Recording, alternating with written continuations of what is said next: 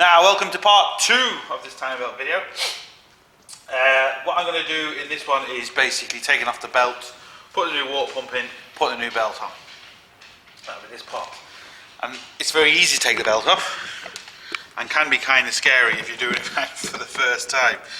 As you can see, we have the tensioner here with a 13mm bolt on. Now I'll try and film this and do it at the same time. Literally all I'm doing is taking the bolt off. There we go, tension's gone.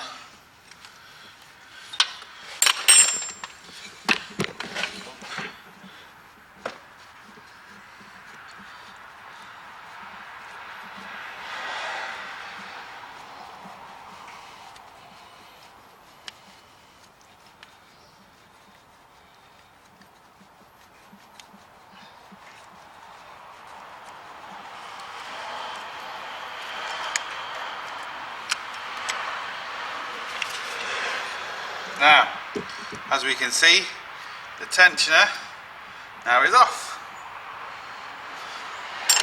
which means the belt is now off.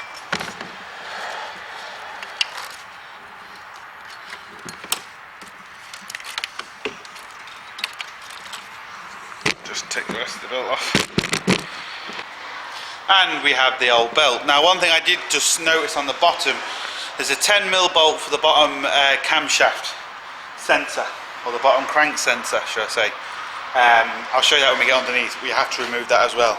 Now, it's always a good time just to check the belt. I like to squeeze it together. Might not show on camera, but there is a few cracks showing, so the belt is due. So it's the old belt.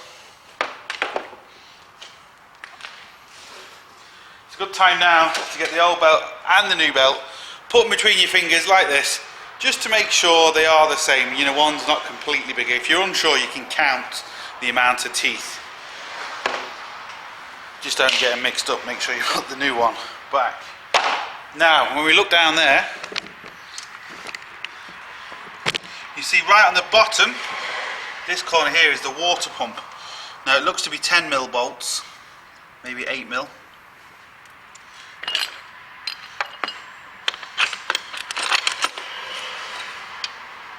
10mm. So 10mm bolts. It looks to be 1, 2, 3, 4, 5, 6, 7. 7 10mm bolts. Now, I'm going to catch the water and the antifreeze out of this. I'm going to put new stuff in, but obviously I don't want it going all over the shop. So it's just a lot easier to kind of catch it as much as you can, so you're not working in complete wetness all the time. I don't know how well I can get this, but I have all the bolts taken off. They were 8mm in the end. I had a 7mm socket, I think I had an 8mm socket in my hand, but anyway. So I've taken off, this is the new one. This is the new one. 1, 2, 3, 4, 5, 6, 7 bolts. You do get a new, you see that? You get a new gasket as well. So what I'm going to do now is I'm going to undo the expansion bottle.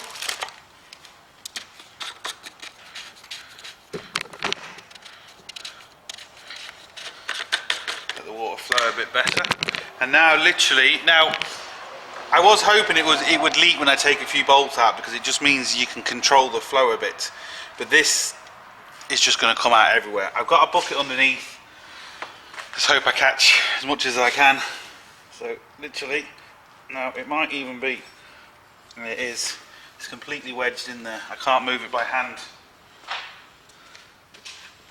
So we've got a little lever tool, and just try and gently kind of lever it out without doing any damage to anything, but even that isn't working.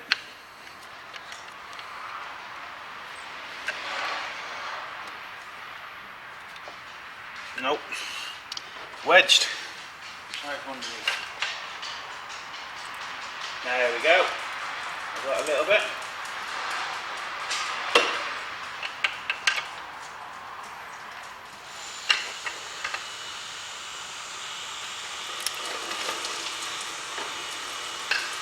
Now I've just cracked the seal. It's leaking a little bit now. I'm just going to let that leak kind of into the bucket without removing all of it straight away.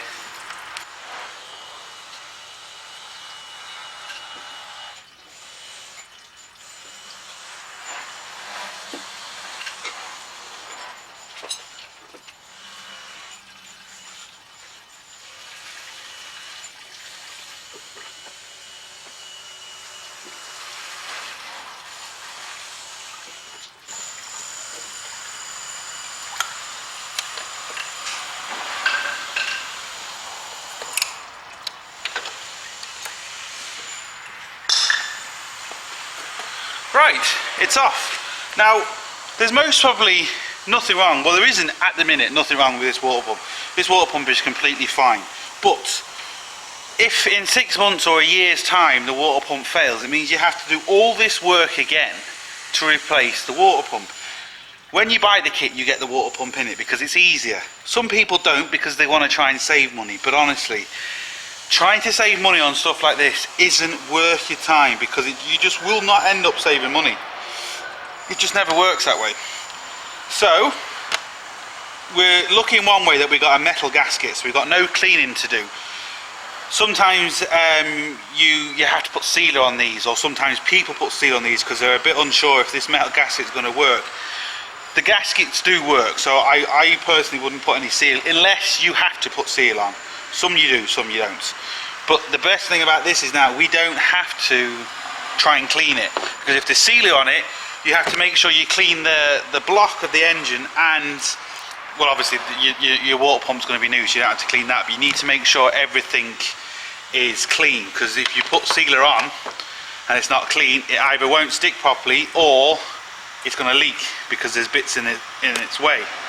So now you want to be careful you don't bend this, because you can damage these. Just be careful. Now, and you also want to make sure you get it the right way. You might think they can kind of go both ways, but they can't. It's fairly obvious, I know, but still, you know, it can only fit one way, and this is the hardest part now, is making sure all your bolt holes line up and everything, because otherwise you're going to be in trouble. Because what can happen basically is, for example, this bolt can line up, and as you can see, it can slip, and you might not notice straight away, and when you try and put everything back together and you realise you put it back together, you realise this has slipped out of the way. So water pump goes this way onto the engine like that. And what I like to do, now I have shown a trick in one of my previous videos on how to hold more than one bolt. You can put all these bolts on and get an elastic band and it'll hold them all together, but on this particular case I don't need to do that because I can get to this fairly handy. I'm just going to put 2 bolts in, and then 2 bolts are in place just to hold the gasket in, and then I'm going to have to go from underneath, literally go from underneath and put this back together.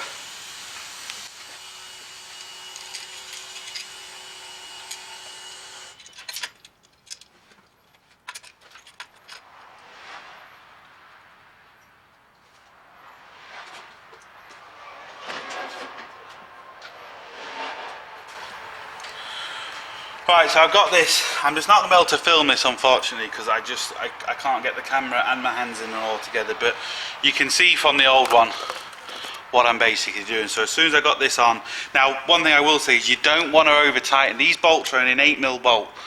They don't need to be as tight as you think, and literally half a turn you could destroy the threads inside the engine. If you do that and it starts leaking, you're in a world of trouble.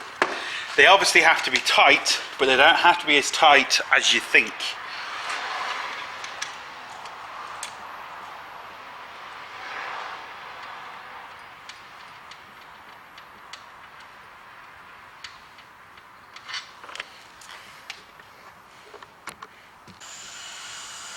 Right, so the water pump's on, it's all tight. You can just kind of see it down here where my fingers are. Now it's important when you're tightening anything like this, you go from the middle out. Don't start from the edge, so you go from the middle. It's best to cross it so you're kind of basically like you tighten a wheel. So you go in corners, but you go in angles, but you start from the middle. That just makes sure it's seated correctly. Next thing I'm going to do is take off this idler. Now again, there'd be nothing wrong with this idler, but it's not just timing belts that snap. People think timing belts snap. They don't necessarily snap. Maybe a tensioner goes because it's an old tensioner, or maybe the idler, you know, the bearings in the idlers go. So it's not necessarily always the timing belt, but if something connected to the timing belt breaks, it does the same sort of damage. Now this, to be fair, sounds great. Not a problem with that. But in 2 years' time, there could be a problem with this one against the new one. So you're best off just changing it. So put it back on.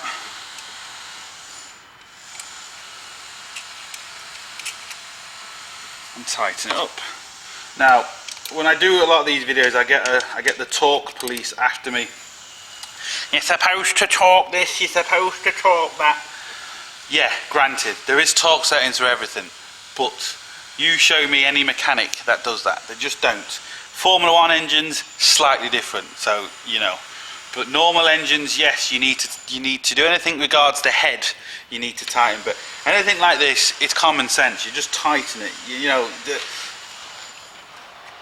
and you're not going to be able to. You're going to struggle to find without auto data. Now, auto data costs about £1,000 a year to have.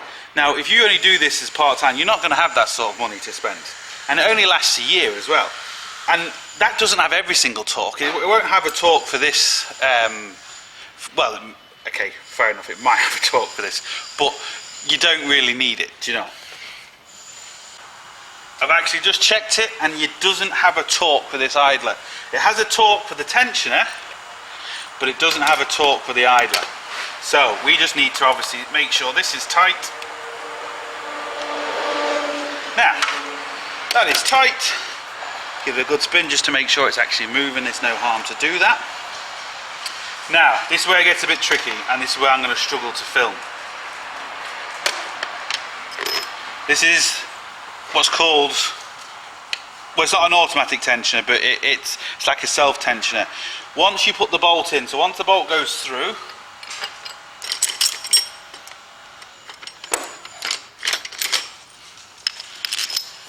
so once you basically put the bolt through, don't tighten it fully. And you can get an Allen key on this, and you can actually turn the Allen key, and what happens is this little bar with my thumb here moves into the middle of that. That's when you know you got it the right tension. So that moves all the way like that. I can't do it. And then you tighten that bolt. You make sure this is in the middle of that, and it's the right tension, and then it sorts itself out afterwards. So that's where you lock it up. Now, there is, as you can see from the back, there's this like lug here. As you can see, there's a couple little legs sticking out of it. That has to go, I'll try and get this on camera. Them little legs have to fit on this little stud sticking out the engine here, where my finger is.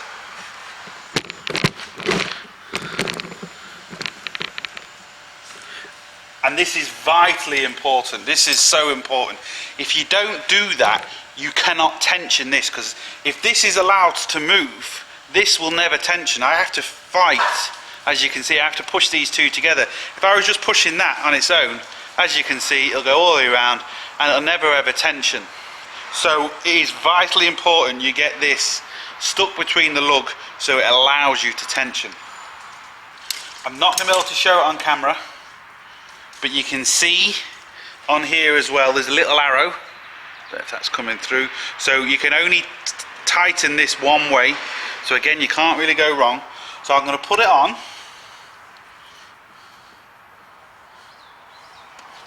Hope I can put that on without moving that. Now, I don't want this, this little pin in it is designed to help, so what I'm going to do is pull this pin back flush. The reason why it's pushed that way is because it'll be easier to leave the pin in to get the timing belt on. If I pull the pin out, that tension is going to come all the way back and it'll make it harder for me to put the timing belt on. So what I've done is I've just pushed it flat along there so I can actually put the timing belt on a bit easier. So put the bolt through, line up with that little lug, and I'm just going to hand tighten the bolts in. Now you will need a bit more than hand tight to actually set it, but for the time being, just to get it in, this will be fine. Now you can see that. Can you see that? My finger is.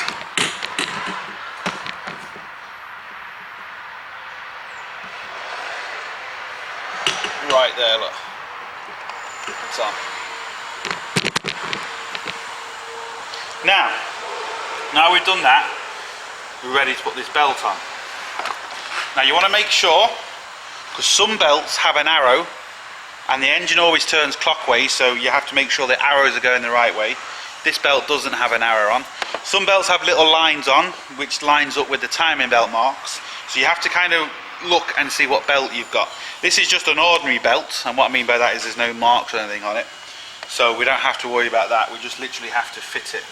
Now, depending on the car, there is certain ways of doing it. Some cars you start at the top, some cars you start at the bottom, it just depends. Some of them are absolute nightmare to get on, and some of them are quite easy to get on. So it's just really a case of fiddling with it. What you have to make sure is, once you've got it on, double check all your marks, make sure nothing is moved. Then tension it, then double check your marks again. So we'll go through it all. So I'm going to put this on.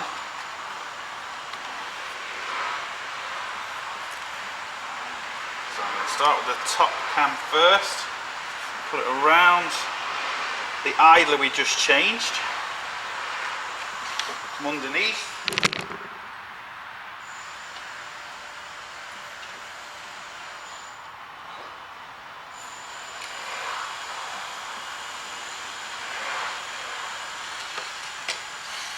So that's on the bottom pulley now. So let's just get this. Right, one thing you need to do, again I'll show you on here, this is our timing mark, or timing marks. This is our tensioner. You want the belt here as tight as possible. You don't really want any slack here, because this is where you need the slack, where the tensioner is. So if you've got massive slack here, once you've got the belt on, you're going to have to take it off, because once you try and tension this, it's not going to pull the slack out the belt on the far side. So you need this side as tight as possible, and you want, now not all the times, but sometimes there's a bit of slack here, but if there's any slack in the belt, you need it near the tensioner, not the opposite side of the tensioner, because you'll never get the marks right. You'll tension it and everything will be fine, you spin the engine and all the marks will be out of place, because this here, once you turn it, has started moving a couple of teeth. So it's vitally important you get that end tight. So now just put this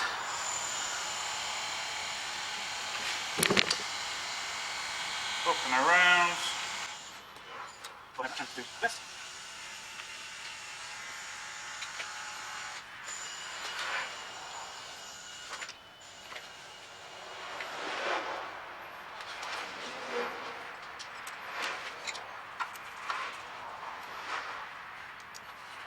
Now hopefully it's coming through. That's the new timing belt on. All my marks are still in place, which is good. I also managed, you might not be able to see it, but right down there I've put a little drill bit right at 12 o'clock on the bottom cam, but that doesn't really make any difference, to be honest, because we've got it locked anyway. Now again, it's nice and taut here, and it's a bit loose. Hopefully, see, I'm not able to come through properly, but it's actually loose at the tensioner end here, which is where you need it, because this is where I have to tension it now. So that's basically it. Now what I'm going to have to do, again I'm just not going to be able to film it because there's going to be no room, but I'm going to have to get a mirror, because even I can't see, as I'm looking down, I can't see these legs on the tensioner. So I'm going to have to get a little mirror, put the mirror down there and look through the mirror to see where this mark is going to line up in the middle. So I'm going to have to do that now. And it's still best to keep all your pins or drill bits, whatever you happen to have, keep all them in for this part coming up.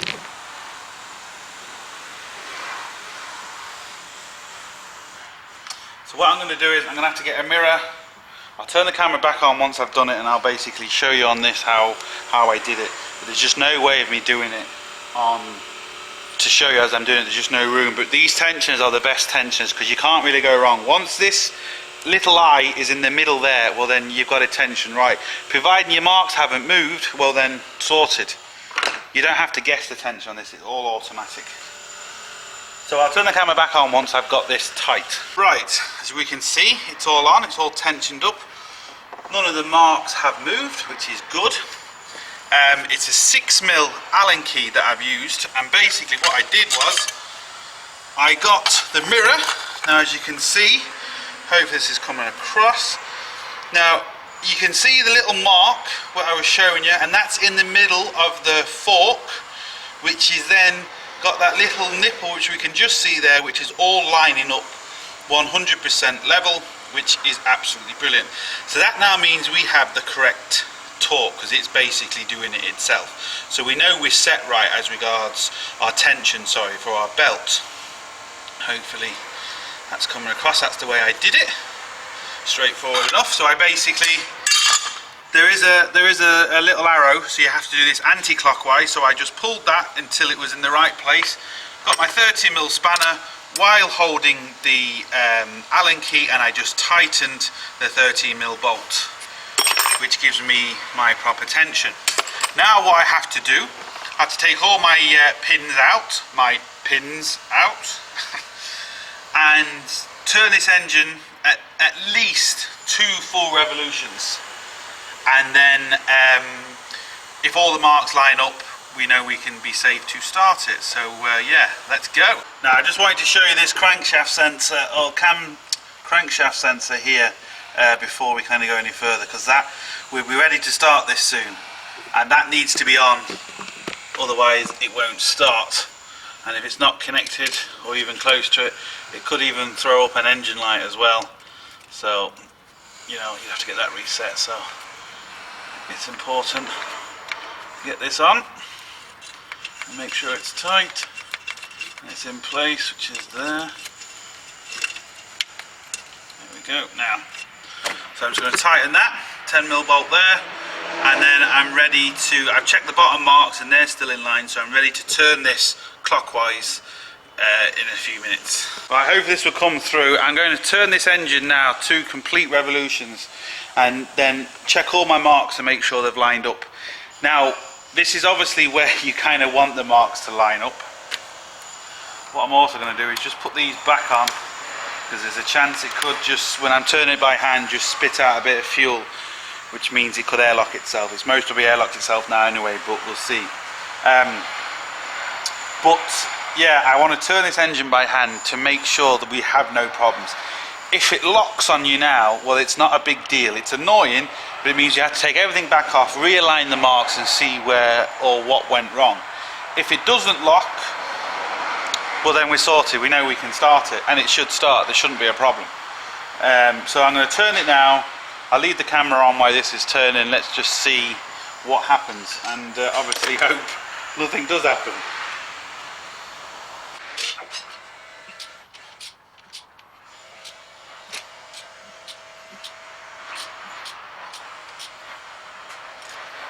Now I think that's about 1. I'm just looking at the bottom pulley, which is turned twice, which is, should have hopefully turned that around once. There's good compression there, which is good. It's fighting me, which is what it's supposed to be doing. So now this next one, see there's compression. You can just see it on the compression, and it kind of turns around, which is good. One compression again. There we go.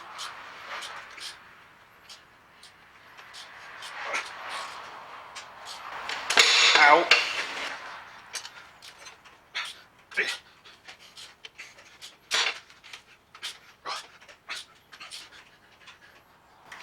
Now, oh, that's gone a bit too far, but it's alright.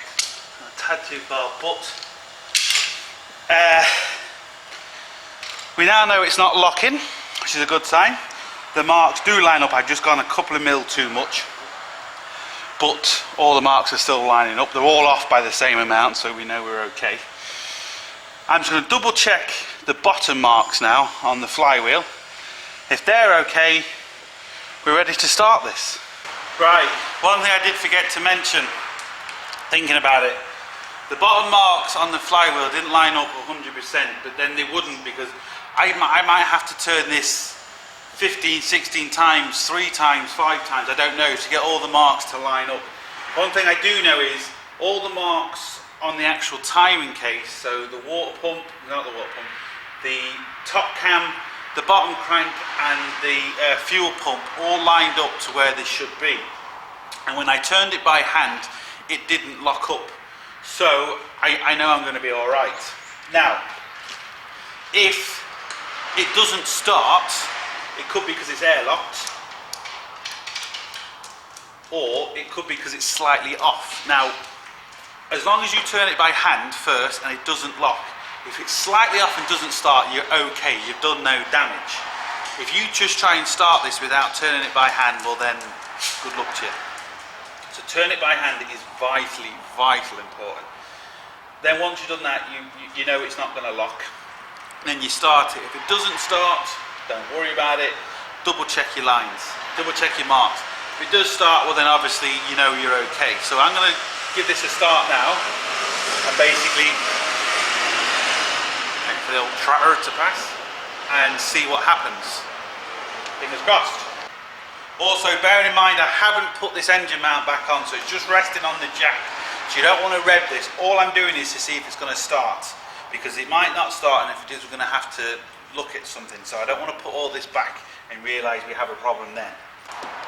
Right, before I start this, YouTubers, I'm going to leave this as part 2.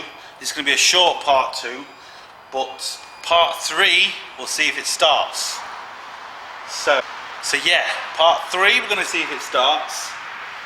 And yeah, so look, hope it helps. Thumbs up and subscribe, and don't forget to get your hands dirty. See you for the next one.